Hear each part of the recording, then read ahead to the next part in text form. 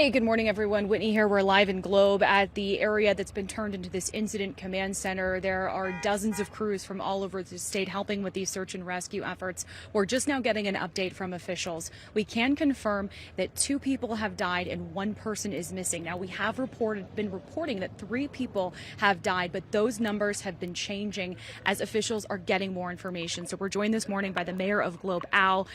We just have to say our hearts are with you this morning. We know so many people are thinking about this city of Globe. I just have to ask, how are you doing? How are the folks doing here this morning? We're doing good. This is a devastating event for all our community. I mean, look at especially the families that lost some family members, and still 1 individual that we have confirmed missing, but also the business people downtown that lost their livelihood. There's a lot of buildings that we need to get in there and assess before we can get the public in there. So that's going to be our priority right now, is searching the rest of the vehicles in the wash that we haven't got to, and then at the same time we're stabilizing our downtown area so we can get those business people in there, the owners, to check their facilities. Can you just explain kind of why the number of people who have sadly died has changed, and just kind of how that can fluctuate with different information that's coming in? Yeah, we had, initially we had our local resources, many resources working, so you get information in and out from there. We did, our local resources work 24, 36 hours straight. And now this morning we brought in an incident command team, type 3 team from the state, and they bring in so many resources. They bring in over 150 team members now, and they bring in, like I say, operations, safety. We also have helicopters on standby. So whatever the needs are, it just brings so much resources to us. Okay, so we know again that 2 people have sadly died. 1 person is missing. Search and rescue crews are going to be checking cars today. There's a lot of information on social media that there's 15 people missing. There's more people missing, but that does not seem to be the case. That is not the case at this point. That is not confirmed. Everything needs to go through our incident command center and our communications. We encourage people, if they have family members that they feel are missing, we encourage them, you need to call the sheriff's department, put their name on a list so we can follow up with any type of identification that we can find. The vehicles in the wash, we're actually depending on license plates and stuff like that. There's a lot of vehicles in the wash, and some are mangled up between the bridges, the trees and stuff, so all those have to be looked at. Okay.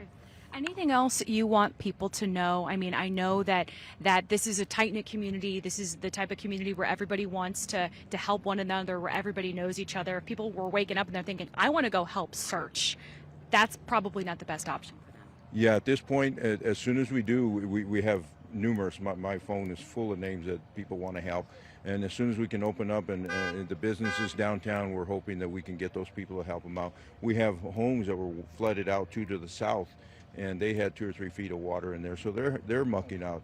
We hear that tomorrow there's about 800 volunteers that are scheduled to come here to help with the individuals, and they're coming from all over to help out. So we encourage us, be patient with us. We hope that we can open up if it doesn't rain today, that our crews can finish the search and rescue, which is a priority, and then we can move forward from there. So avoid the flooded washes, avoid getting involved in the searches today. Because there is a 20 to 40% chance we may have precipitation today. So we just want to make sure everybody's safe, and all the crews that are in the washes have a communication, and they have an alert that we know we can pull them out of there. Yeah. You don't want anyone to get hurt if they happen to help, but we know there's people that want to help, and they can in different ways.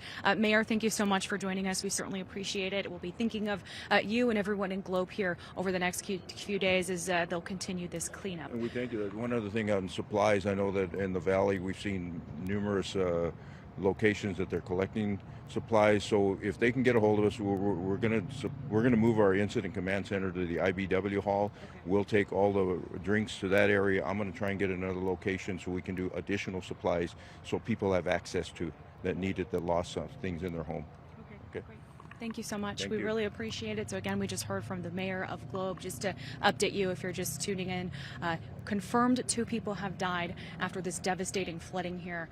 1 person is confirmed missing. The focus today is looking and searching all of the cars that have washed up in the flooding. We've driven by many of them. We'll show you more throughout the day. So again, we're at this incident command post in Globe, and we'll bring you the very latest on the search and rescue efforts here. Send it back to you guys in studio.